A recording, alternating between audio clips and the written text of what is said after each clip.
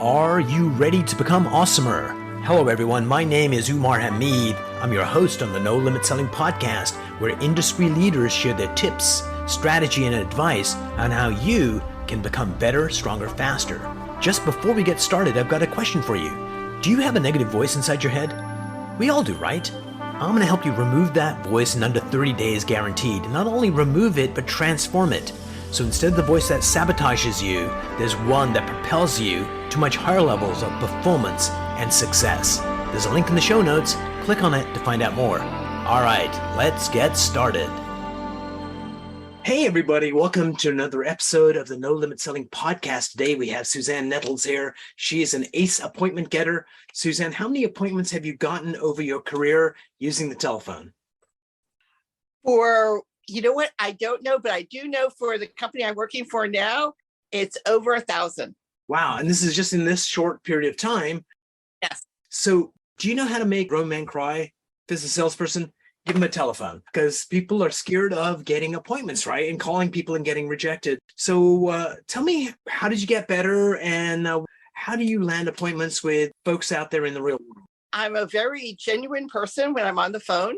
I always work for companies that I truly believe in their product and services. So I'm very transparent. I'm very honest and open. And I honestly want to make that phone call to be one of the best phone calls that person gets today. Brilliant. So that's the intention, is to give them the best phone call for the day. Make them smile. I want to make them think, open up, talk to me. I want to make them leave with not feeling bad that they answered the phone from a complete stranger today. So if you called me, what would you say? So you know my name is Umar. So how do you start that conversation? Well, I use somebody's name and say, hello, Umar. I introduce myself. I'm Suzanne Nettles from, a security company, and we are well known in the security business. I don't know if you've heard of us before, but we are very well in the automotive world. We secure businesses using monitoring with live audio, which is very effective against crime. We connect your assets with live audio, and we would love to show you how we do that. Are you open to just a brief, web demo or phone call so we can show you what that looks like? And we can look at your dealership, and give you like our suggestions and pricing for that. How does that sound? That sounds good. And what are the typical objections that you get? So out of 10 people, how many people say, yes, Suzanne, I want a demo? You know what? In the past, I could do that and make if I made 22 phone calls, I would get an appointment within 22. Nice. And that's when you were on your heyday? Yeah, and before COVID. COVID kind of changed things. When we were calling right when COVID started, oh my gosh, I got dreadful conversations about, this isn't a good day. I'm going to have to lay off half my staff. I said, what? I totally understand that. How about we talk about this in a couple months or something? Brilliant. Or you could say, well, if you let go of one more employee, you could afford us. No, don't do that. That would be bad. So you get to the point.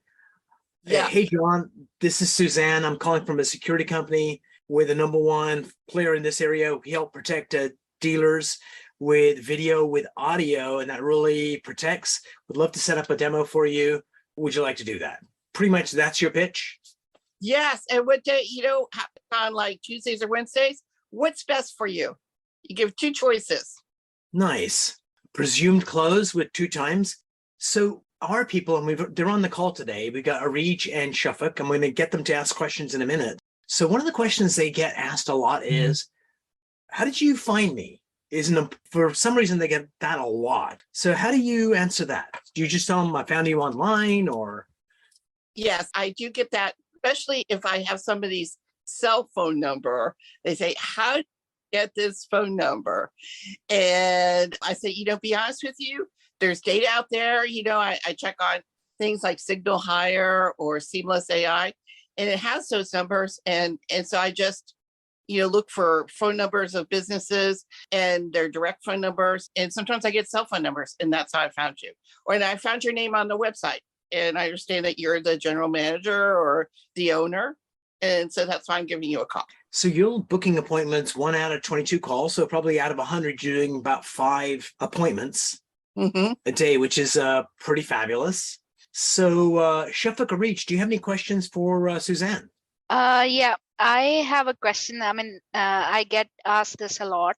So right now, what we are doing is we are booking people for a podcast for like 40 minutes. It's a 40 minutes podcast. A lot of people, since they've not heard of the company, they become a bit hesitant and, understandably so.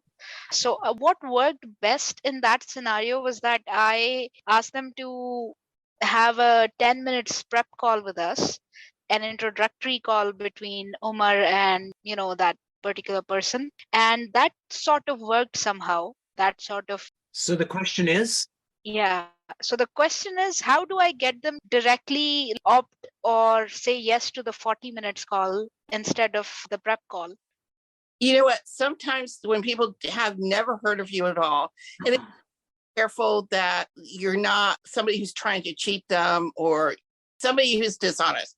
So they may need more information, like an email, with a link to the website, that kind of thing. I've had to do that lots of times because they just didn't hear of us before.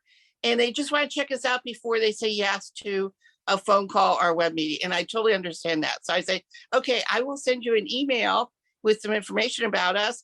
And how about if I just call you back tomorrow? That is certainly simple. And another thing to add to it, Shafaq, is, hey, John, I'm not surprised to hear you say that. A lot of people haven't heard of Umar, but he's had, the number one realtor in the US on the show. He's had the number one realtor in Canada on the show. And in that community, he's quite well known. And that's exactly why we should have you on the show. And the key phrase is, that's exactly why we should have you on the show. Just go for another close. So if you need to send an email, you could do that, but it delays it. People want to be heard, and just saying, hey, I totally get that. I didn't even want to work for Umar, but when I met him, he's a delightful man. And you could even just use humor to go there. Does that help answer your question, Shafaq? Yeah, that pretty much covers it. Yeah, thank you. Cool. How about you, Arich? What are you hearing? And how can Suzanne help you? I think Suzanne already covered my question, which was that, people ask me a lot, did you search me? Or how did you find me? Where did you get my number from? So she pretty much, what are my takeaways from Suzanne are that she was very honest that yes, we searched them on Google or on website, right? So that's my takeaway, and she answered my problem or question already. So a lot of times, how you are finding them is, we put, successful realtors in Google and your name came up. Mm-hmm. I was looking for successful realtors and I found you. Yeah. Who's going to say, well, wait a minute, I'm not that successful. Everyone goes, oh, really? Wow. Yes. And Omar, I really liked how you said that, we have interviewed the very first or the best realtor in US or Canada. Can you share their names with us as well, in case if they ever ask, just like randomly on a group? Sure. I'll let you know who the superstars are. We had Kyle Siebold. He does 500 transactions by himself every year, which is just an insane number. Most people are getting like maybe 30 or 40 or 50 before they have like other realtors helping them. And this guy's like a beast. So we've had amazing people coming on. So we'll talk about name dropping, which always helps. I have one question from Suzanne. So Suzanne, this appointment booking thing sometimes gets very tricky. Sometimes, you're doing exactly what you do every single day, yet some days are bad days and you don't get appointments. So how do you keep yourself motivated in that situation? And what would be kind of key takeaways from you? How do you overcome them? Or what is it that you do? Is it more dials that you do? Is it how you keep up your motivation? I did a little differently than my teammates do that are newer. Some are newer, and they just go by a list and just call. My experience has been, since I've started working for the company, was knowing who I was calling, looking up in our database as to who we spoke to in the past. So I don't dial blindly. I look them up and see, hey, we gave you a proposal like a year ago with, such and such person, so we've already opened the door at your dealership. before. You already met with us. We'd like to revisit that or see what's changed this year. And it always helps to know who we already spoke with. They may not even be there, which there's lots of changes in the automobile business, with who the service manager is, who ownerships are. I mean, they're changing ownerships all the time. So it's helpful, even if that person's no longer there, to say, hey, we met with this person, and we've looked at your deal. We've been at your dealership before. And so that makes it a little bit more warmer, lead, because we've been there before. Also, with certain industries, that some days are really, really bad not to bother somebody. For automobile dealerships, for general managers, you do not bother them at the end of the month, the last day of the month. You, especially if it's on Friday and the last day of the month, or you just don't do that, because if you call them, they're going to assume it's like wanting to buy a car from them. And when they hear that it's not, oh my gosh, that is, you're working at a disadvantage. And actually, I have been cussed out before. So, well, that was me, so that doesn't count. So, Regent, another way of thinking about this is, so I was talking to this guy. He works at a printing company. And I noticed in LinkedIn before I called him that he used to work for Hewlett Packard, and I did some consulting for Hewlett Packard. So as we're chit-chatting about, hey, how are you? Da da da. I can feel a coldness coming from his side, like, who the hell are you? Why are you calling me? And then I go, oh, I noticed that you worked for Hewlett Packard 5 years ago. I used to work for them in Canada. And all of a sudden it's like, oh my God, you're part of my tribe. Really? Do you know so-and-so? So this two human needs. One of them is to be an individual. Look at me, I'm pretty. And the second need is to be part of a tribe. So when we came out of the caves, our survival depended on being part of a tribe. And if we did something wrong and the tribe shunned us, say, get out of the tribe, we would be killed by animals or other tribes. So what we need is any kind of connection with the person we're calling. Like sometimes as little as, hey, Suzanne, I noticed you went to this university. My second cousin went there as well. And Suzanne's going to say, really? Your second cousin? And all of a sudden it builds a connection. I didn't even go there. It wasn't even my cousin. It's a second cousin. That's all you need is some connection. So sometimes doing a quick search and going, oh, this realtor won an award. It's like, hey, John, how are you? This is Reg. We're calling you to be on the podcast. And I noticed you won an award last year. Tell me more about that. And they're going to go, an award? Well, let me tell you how fantastic I am. So just find any small thing to connect. And I think that's what Suzanne's saying. A little bit of research goes a long way. Yes. Right. Lots of research now, actually. Nice. So Suzanne, tell us about, sometimes you have, this is what a Regent Shuffica finding, like sometimes they're just hot and they're just like, everyone they call wants to say yes. And then other days, nobody wants to talk to them. And it seems to be like a pattern that day. What do you do when you've got a day with just a bunch of no's? Any thoughts? I have to look back at my month to say, oh, you know what? Yeah, this is tough, but I really know how to do this. And also sometimes, if it really is a bad, nobody is saying yes, or maybe it's that, time of the month for that particular industry, yeah, that they are working on getting their own sales, or they may be away, like a whole bunch of people are meeting at the same place that day. So I will use that time to sharpen up my email, sharpen up my dialogue, do some research, send out emails, do something else that's productive. It may not be phone calling that day, but it'll be another way of being productive to keep it moving, Yeah, don't stall. And one of the things really that I'm taking away from this conversation and others that we've had is this does not have to be a complicated thing. You're going to get some yeses, you're going to get some nos. And basically the format is say the person's name. Yes. Hello, Suzanne. As soon as you say that, people respond. They're in a party, they're in a crowd, they're in a mall, and someone says, Suzanne, even if they're not talking to you, Suzanne, you're going to turn around and go, what? Hello.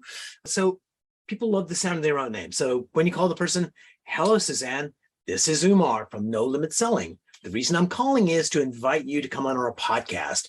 We interview leaders on how they grow their people, their revenue, and themselves. This is a great opportunity for you to showcase your company, yourself, and any new initiatives. Would love to have you on the show. Done. Either to say, who is this? Then you get to say, hey, this is Shafik. This is why I'm calling. Or how did you get my name? I was on Tinder. I saw your profile. No, don't say that. That would be bad. And I do name drop. We already work with some of the largest automobile dealerships. And I do mention that. I say, hey, there's the top 150 auto groups. We work with many of them, and we work with 5 of the 8 largest ones. So why play coy? Why don't you just name drop? Like, hey, we work with, Mileage One, and we work with this company. Or do you not actual name drop, but you say where they are in the scheme of things? I try not to name drop. I mean, there are some names I am allowed to name drop because some of them don't want to be name dropped. Yeah, you got to ask permission for sure. Brilliant. Suzanne, are there any questions that we should have asked you about how to be effective at landing appointments that we did not? I can't think of any at the moment. One thing I do that lots of people don't think about or do, after I have an appointment, I always write a handwritten thank you note with my business card. Nice. That's beautiful. And one of the things we can do, because we're not actually there, because, we're remote from these folks, right? Like not in the same country sometimes, is to just drop a little video saying, hey, or an audio file. Hey, this is AJ. Thanks so much for coming on our podcast. I heard the episode. You were amazing. Looking forward to our next conversation. Cool. Especially if you can actually cite something they said. Mm-hmm. So have you been trained to do this, Suzanne? And do you get ongoing training to stay sharp? At different jobs, they did train me on my positions. And I also joined a professional group, the American Association of Inside Sales Professionals, and their conventions. And I listened to read their white papers. I watch their Monday morning sales minutes, and I go on LinkedIn and I watch, other professionals present different things, and I try to learn from other people. So a friend of mine, his name is Steve Richard. He's one of the founders and did a lot of the content for that organization. So we had him come to Baltimore. He's on stage and he teaches people how to set appointments. And then at the end of it, he says, is there anybody out in the audience that's having trouble landing an appointment with someone? Someone puts up their hand and he goes, okay, what's the name of the person you want to get hold of? They go, Billy Bob. They go, what's your name? They go, whatever their name was. And, oh, by the way, what do you sell? And then he gets his iPhone, his microphone's over here, lapel mic, and he dials the person and lands an appointment without knowing the industry, without knowing the person, just having a conversation. And that is a magical thing to watch. And it just shows you that you don't need to be a genius in your field. You just need to be able to connect to the other human being, break them out of their spell. Everyone's in a spell that they're like busy with their day. They're thinking about, why their spouse hates them or whatever. And you need to snap them out of the day. And the way to do that is to use their name and get to the point. Yeah. And by saying, hello, how are you? How's your day going? From the experts, what I'm hearing is nobody wants to hear that because you don't really care. Most people don't care when they say, how's your day going? It's just like a filler. Just get to the point. Hi, Suzanne. My name is Umar. The reason I'm calling is to have you be a guest on our podcast, or the reason I'm calling is to have you use our service to sell your home or whatever it is. And they go, okay, you got my attention with my name. I know who you are. I know what you want. And then you do a sentence or two and then ask them, are you ready to book an appointment? In which case they're going to say, yes, I am. Where have you been all my life? Or no. And people won't say just no. Typically they'll go an objection. We're too busy right now. We don't have enough money. We don't have this. We don't have that. And as soon as you hear an objection, what you need to do is say, empathize. Hey, I get that. A lot of people are going through this circumstance right now. But you know what? ABC company had the same thing, and that's how they reacted. But now they're a customer, and they're our number one fan because what we allowed them to do is this. And that's exactly why we should get on a call together. Mm-hmm. Suzanne, thank you so much for being on the show. Areej and Shafik, thank you for coming on and asking questions. Are there any last questions that come up for you before we let Suzanne escape and enjoy the rest of her day off? Yeah, thank you so much, Suzanne. Just one question. So clients ask us to send them emails. We send emails. What's the threshold of follow-up calls or follow-up emails? Like, how many times should we call them after we either discard them from our list or close the deal? Okay, I do read about cadences, and what I read before I started this was predictable revenue, and it talks about cadences. Your phone call, then your email, your phone call, your email, and how to stretch them out. So that's very important, your cadence, because you don't want to be too soon after each other. Like your second phone call shouldn't be like the next day. You have to give some space, or else you look like you're stalking somebody. But I have read that in the past, you could get somebody on maybe less than 6 phone calls. And now it's different. Now it's around 8, like 8 touches. Touches meaning an email or phone call. And do not give up after 3 is what I'm saying. Really, it's longer and you have to stretch it out. I would say, and now it's about 8. And one of the nice things, I absolutely agree with you, Suzanne. One of the nice things is that nobody remembers what they had for lunch today, okay? And they certainly don't remember you if you were an unwelcome phone call. It was just you were a bothersome phone call. They hung up. As soon as they hung up, they've forgotten you. And when you call back tomorrow, it might be a better time. And they're like, oh my God, thanks so much for calling. And they'll forgotten that they hung up on you the day before. So keep going. Don't be a pest. But even if you call more often, they're not going to remember generally because they're too busy with their world and what they're doing.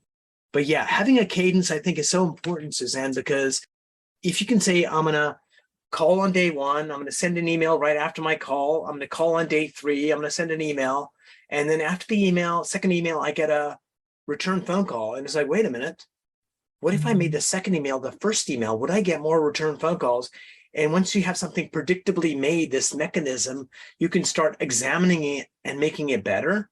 But if you just do it willy-nilly and you don't have a cadence and you don't have a process, then you never know what's working and what isn't. So it's really important to say, this is our process, and then we can always improve our process as we move forward.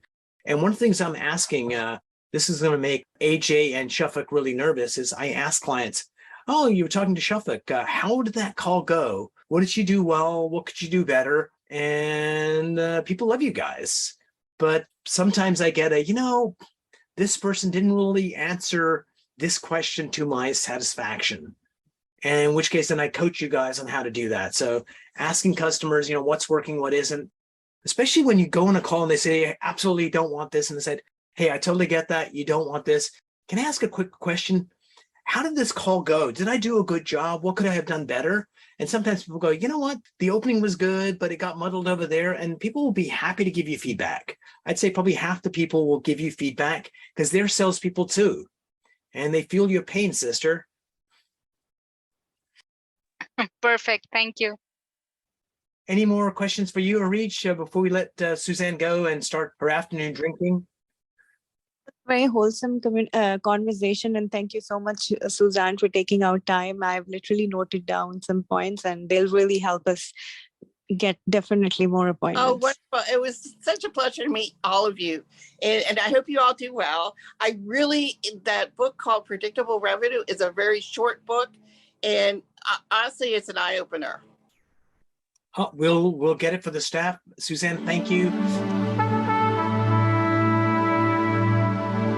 If you enjoyed this episode, please go to iTunes and leave a 5-star rating. And if you're looking for more tools, go to my website at nolimitselling.com. I've got a free mind training course there that's going to teach you some insights from the world of neuro-linguistic programming, and that is the fastest way to get better results.